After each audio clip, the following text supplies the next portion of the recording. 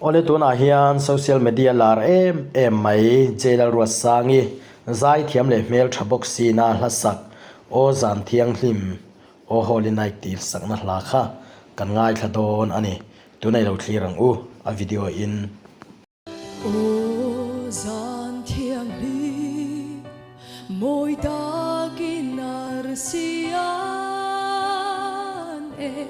kan chan dam tu Kristalo piana reita khove suale thim lua ya lento tuna khamuan naro pui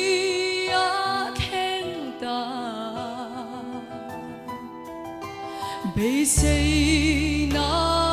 tharin khovelo minna khat ni ro pui le lo mom ma en chanta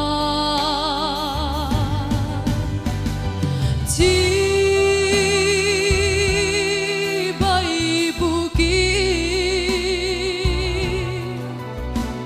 ova nangel thungai ru ozan duo lal Chris ta pian hun su ozan thiang lim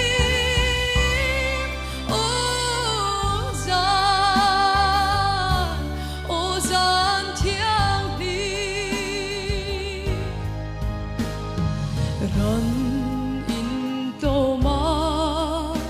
chan dam tu zal na hun chu thin lung lo min rin na en chuan min khen shuai tu chung tia pui a khen ta lal ber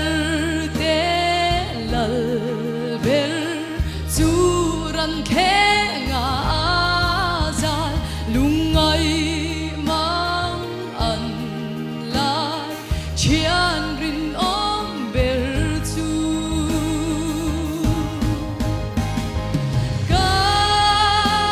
kan chak lo na le ma mo song te a sia si bai buki lal be tu choi moi ru si bai buki lal be tu choi moi ru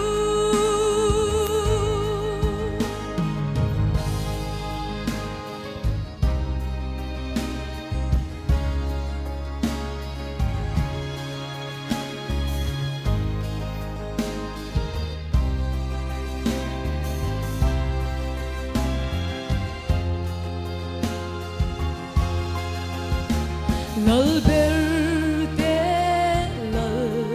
ber churan khenga azal lungai mang an lai chian rin om ber chu kan chak lo na le ma mo song te a sia si bai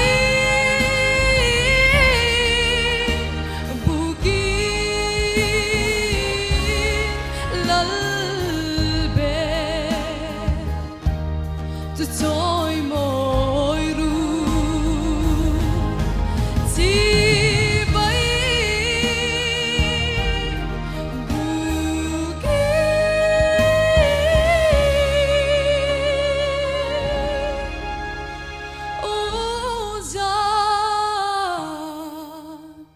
ô gian thiang li